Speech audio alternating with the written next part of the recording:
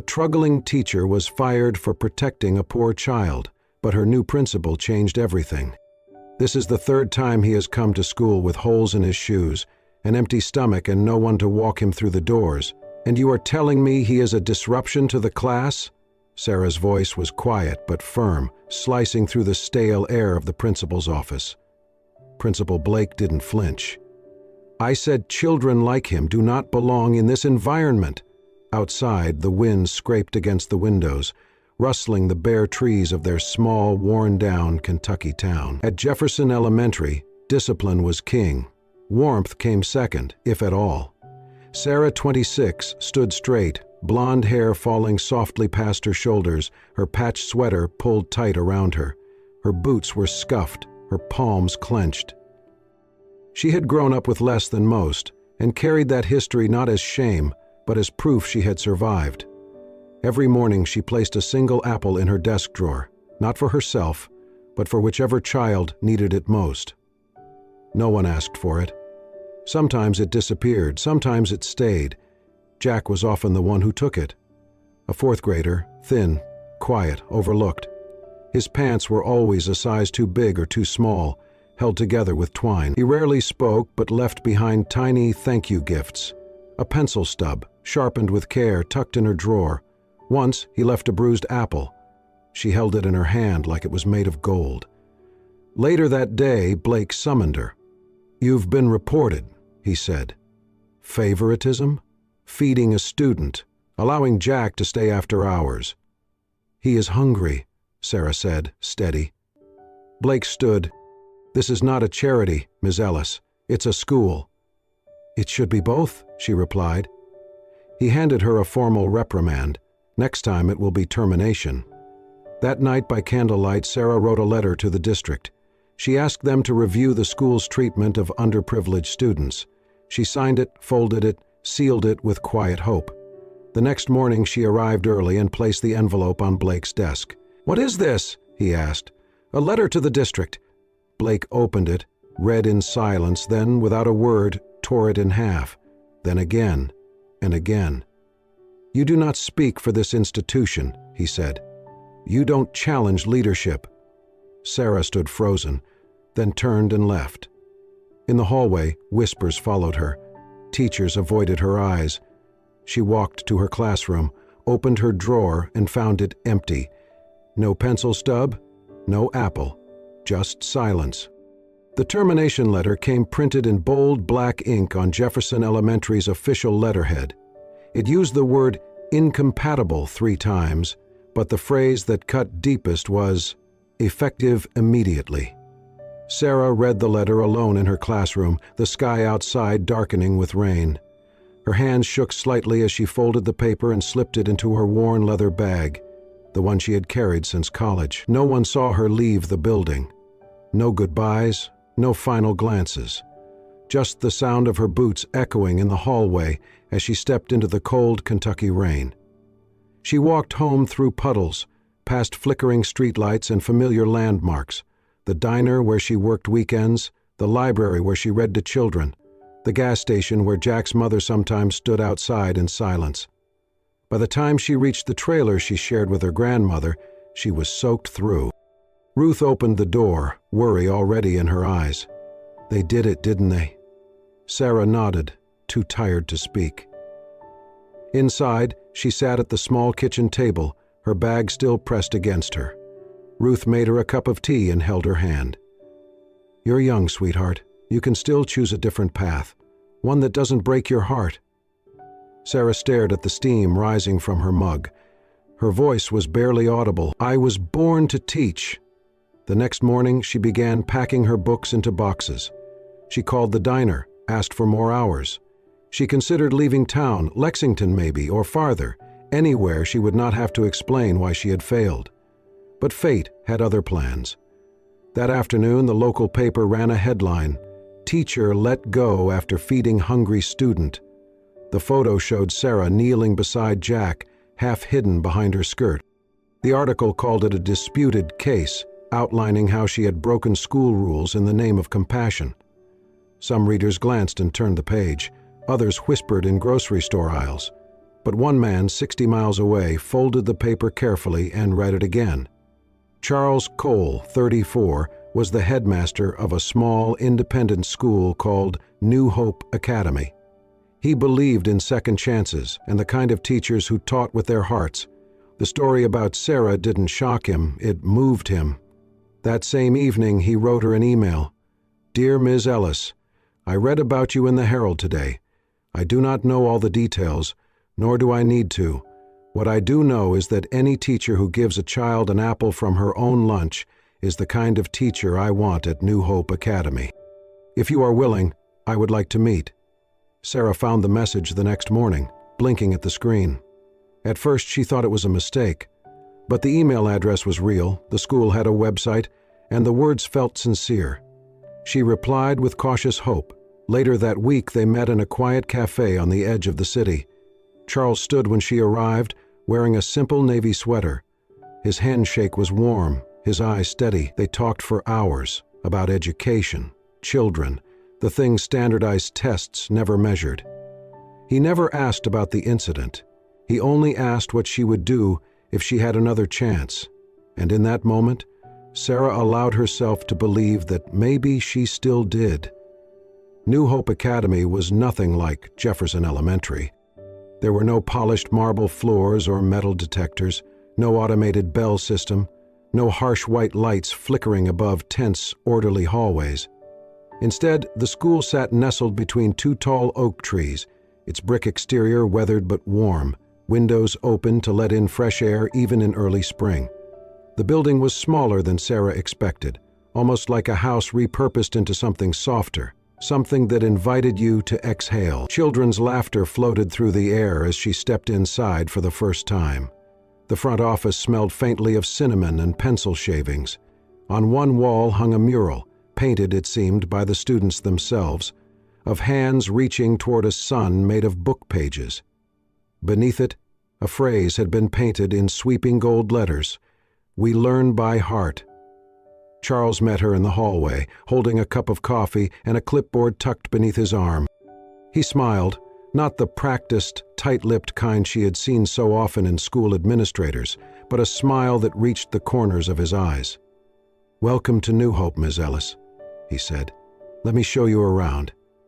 As they walked, Sarah noticed the students. They did not rush or shuffle anxiously. They waved to Charles, who greeted each one by name.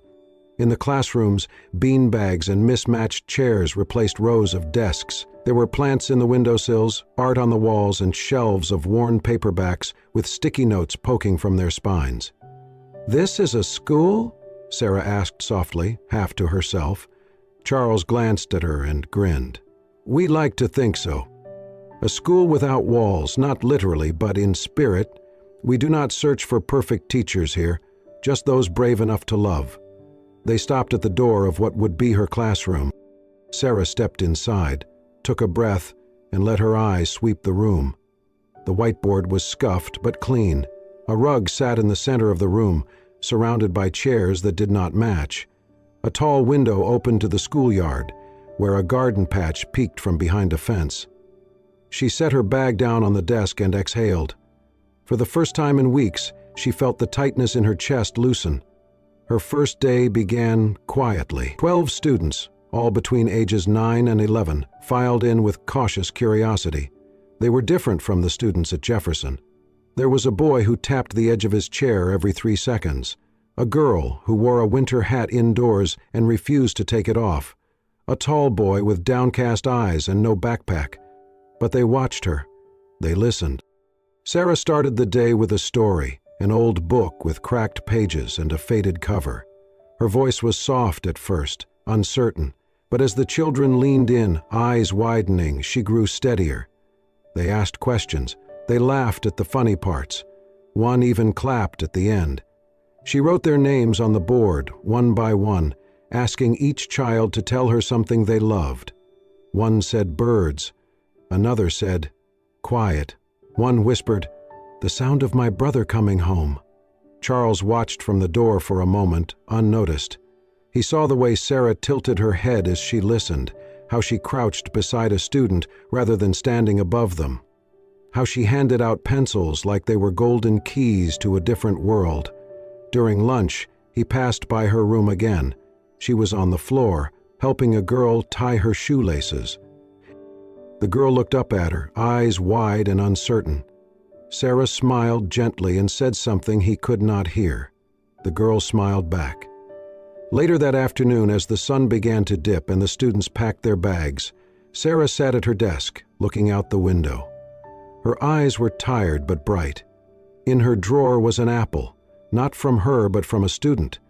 It was not bruised, not polished, just an apple, left quietly. Charles knocked on the open door. "How was day one?" he asked. Sarah turned, and for the first time since leaving Jefferson, she smiled fully. It felt like breathing again. He nodded, holding her gaze a moment longer than necessary. "Good, you belong here." She watched him leave, his steps quiet, his shoulders relaxed. Alone in the classroom, she looked around at the messy bulletin board, the scuffed rug, the half-read books scattered across desks. It was not perfect, but it was alive, and for the first time in a long while, so was she. It was a rainy Thursday when Jack appeared again. Sarah was in the middle of her morning routine, laying out vocabulary cards on the classroom rug, when the receptionist tapped gently on her door. "Miss Ellis, there's someone at the gate asking for you," she said hesitantly. Sarah blinked. "A parent?" The woman shook her head. "No, a boy. Says he knows you. He would not come inside." Heart suddenly pounding, Sarah hurried through the front office and stepped outside into the misty morning air. The school gate, just beyond the picket fence, creaked slightly in the wind.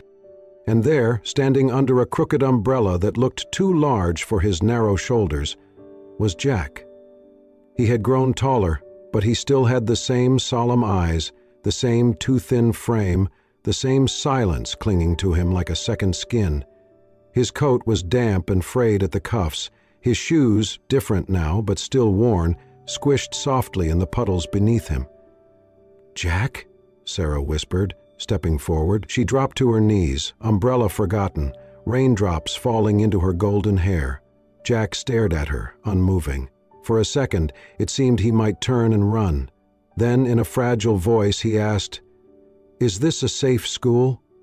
Sarah's breath caught in her throat. She nodded, tears already threatening to spill. "Yes, baby, it is." She reached out slowly, cautiously, until Jack stepped into her arms. He did not hug tightly, just rested his head against her shoulder, as though testing the moment. She felt him trembling. She gently rubbed his back, whispering, "Have you eaten today?" He nodded against her, but she felt the lie. From a short distance, Charles stood beneath the covered walkway, watching the scene unfold. He said nothing, just pressed one hand to his chest, as though to still something in himself. Then, quietly, he turned and walked back inside. Inside the school cafeteria, Sarah sat Jack down at a small round table. She brought him a peanut butter sandwich, a carton of milk, and an apple. He ate in small, slow bites, barely making a sound. "I didn't know where you went," she said softly. "After I left," Jack shrugged, "we moved, a lot. My mom, she was sick for a while. Then she got better, then worse again." "We're in a shelter now." Sarah swallowed hard. "Do you live close?" "2 bus rides," he said. "But I remembered the name of this school. I saw it once in a newspaper with your name." Her heart twisted. "You came looking for me?" Jack glanced up from his sandwich. "You're the only person who ever looked at me like I mattered." Charles came over later with enrollment forms. He pulled up a chair beside Jack, his voice low and kind. "No uniforms here, no tests that measure your worth. Just effort, kindness, and a little curiosity. Sound fair?" Jack nodded slowly. "We'll talk to your guardian later," Charles added, "but for now, you're welcome here." Jack blinked up at him. "Are you the principal?" "I suppose I am," Charles said with a small smile. "Do you like books? I love them." Jack looked at Sarah, then back at Charles. "Then I think I'm going to like it here." Over the next few weeks, Jack became a quiet fixture in Sarah's classroom. He never fought for attention. He did not need to. She had always known how to see him. He arrived early each day, sometimes with a half-eaten granola bar, sometimes with nothing but his notebook. Sarah made sure there was always a muffin on her desk and a folded blanket in the reading corner. He never asked for either, but they disappeared just the same. Charles often watched from afar, during lunch, during free periods. He saw how Sarah never forced Jack to speak, but gently nudged him toward connection. She encouraged him to draw, to write stories, to build bridges out of wooden blocks. One afternoon, Jack wrote a short story about a paper boat that survived a storm, because someone had whispered courage into its sails. At the end of the day, Sarah handed the story to Charles. "He is healing," she said. Charles nodded. "So are you."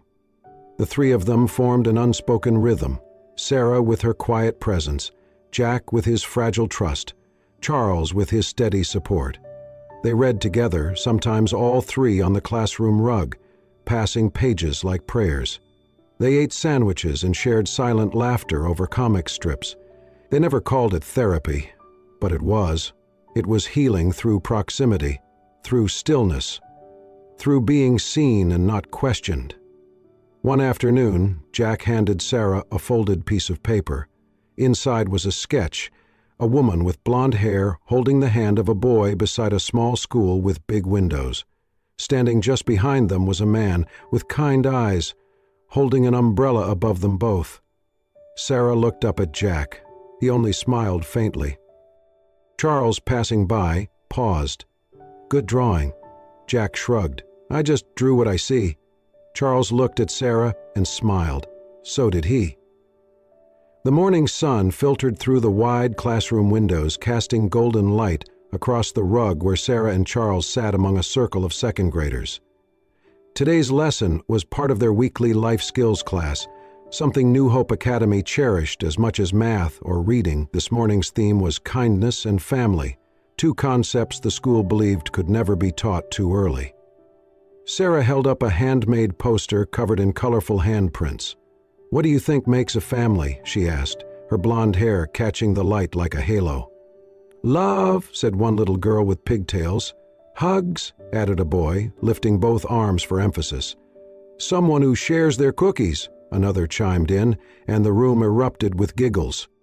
Charles, sitting cross-legged next to Sarah, smiled warmly and said, "Those are all perfect answers. Families come in many forms.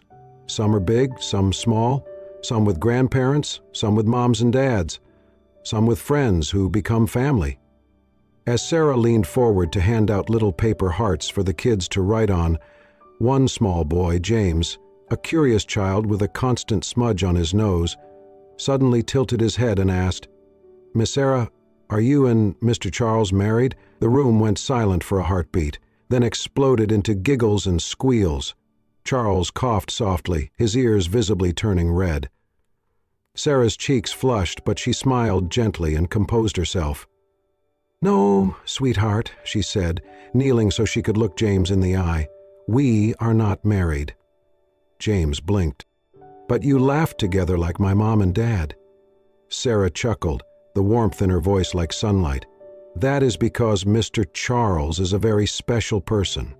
Sometimes, love doesn't have to mean getting married. Love can mean listening, helping, caring. It can mean making sure someone is never left behind." She looked around at the sea of wide eyes and added, "Mr. Charles and I, we care deeply about everyone here. We are not husband and wife, but we are part of this big, messy, beautiful family called New Hope, and we both love this family very much." Charles watched her with something unreadable in his eyes. Admiration, certainly, respect, but something softer too, something that made his chest ache a little in the best way. The students returned to their activity, writing what family meant to them on the hearts and taping them to the wall. As they worked, Sarah stood to help one child spell forgiveness, and Charles quietly stepped out to handle a phone call. When the lesson ended and the children filed out for recess, the room slowly settled into its usual quiet hum. Sarah moved to the desk, organizing the hearts they had collected, smiling at the ones scrawled with phrases like snacks, holding hands, and someone who comes back. That was when she noticed the note. It was a small slip of paper tucked under her notebook. Folded once, neat and square, it carried the scent of his cologne, just faint enough to make her breath pause. She opened it slowly. It read, "I am not your husband, but if ever I am lucky enough to be your companion in the long run, it would be the honor of my life." Her fingers trembled just slightly. She glanced toward the door, but Charles had not returned. For a moment she sat quietly at the desk, the paper held to her chest. It was not a grand declaration, it was not loud or showy, but it was everything Sarah had learned to value. Gentle, honest, brave without needing to be bold. That afternoon, when Charles reappeared with a stack of files in hand, he passed by her desk without a word, but their eyes met for a brief second. She smiled. He smiled back.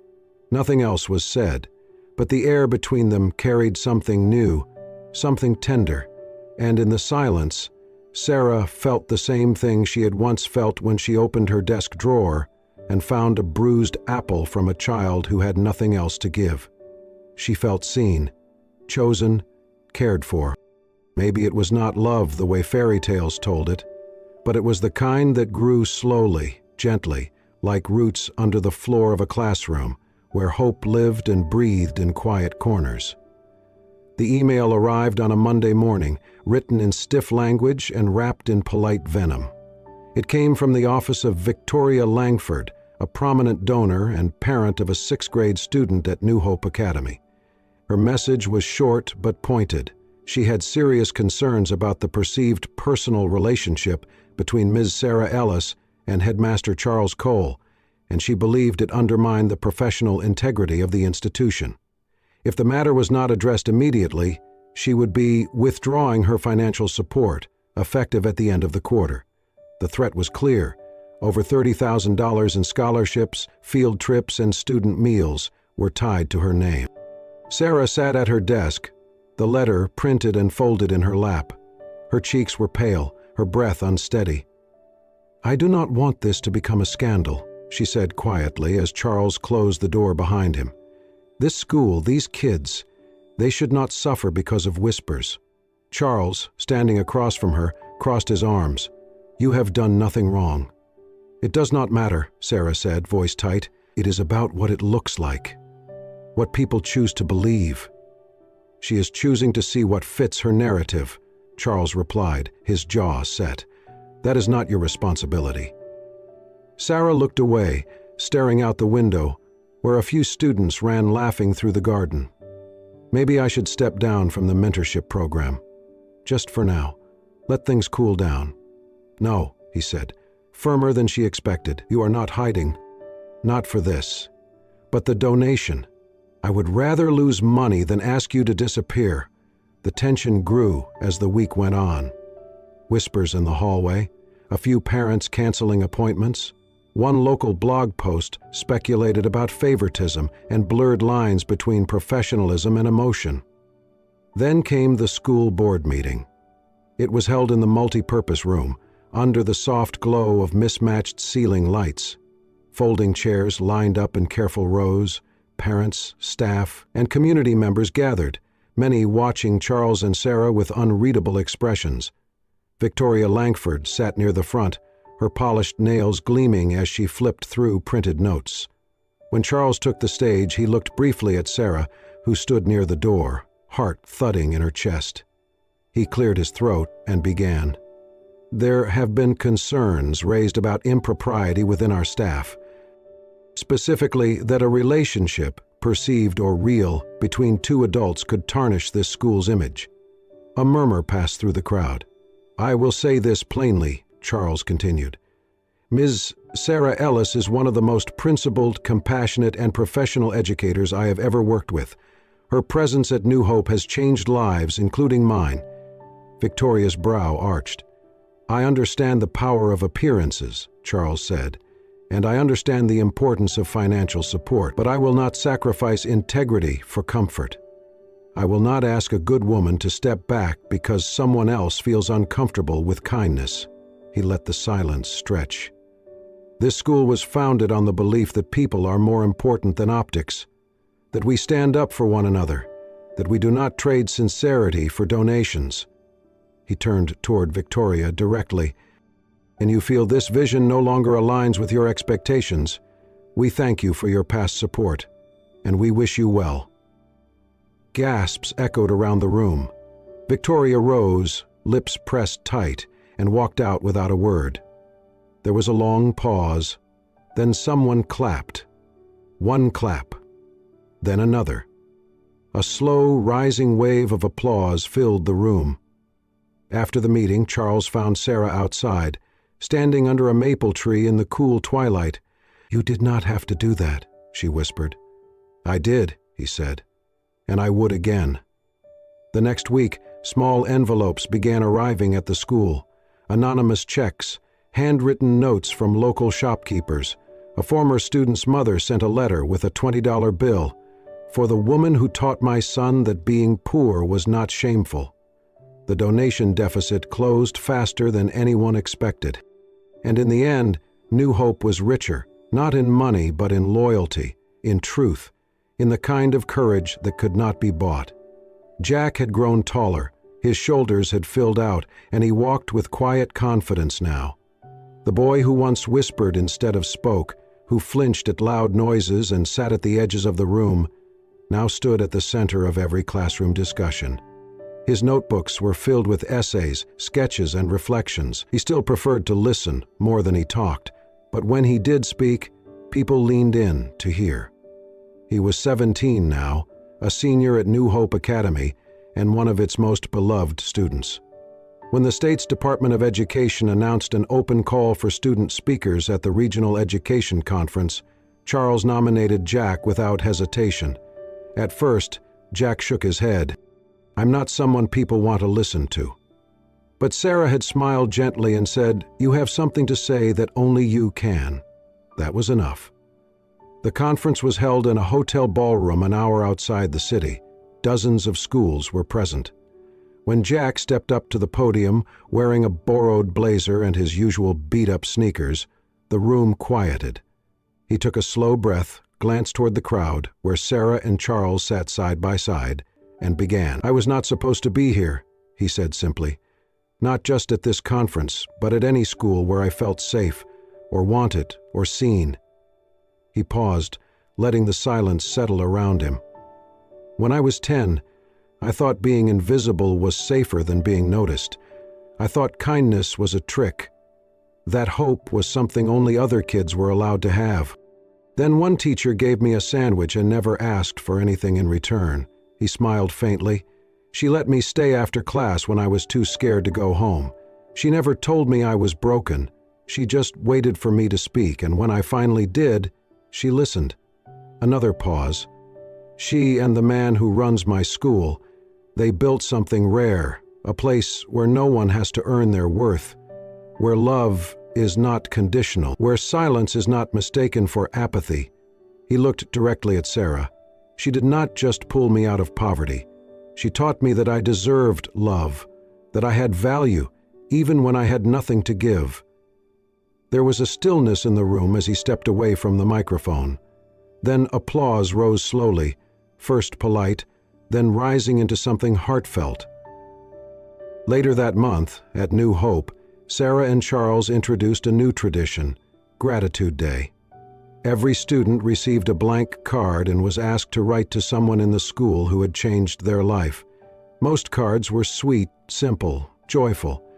"Thanks for always sharing your gum. Thanks for making math not terrible. Thanks for being my safe place." Jack's note was left on Sarah's desk in a plain envelope, no name on the front. Inside, his handwriting was steady. "You did not just feed me. You gave me a reason to wake up in the morning. You reminded me, over and over, without ever saying it, that I mattered, that I was worth saving.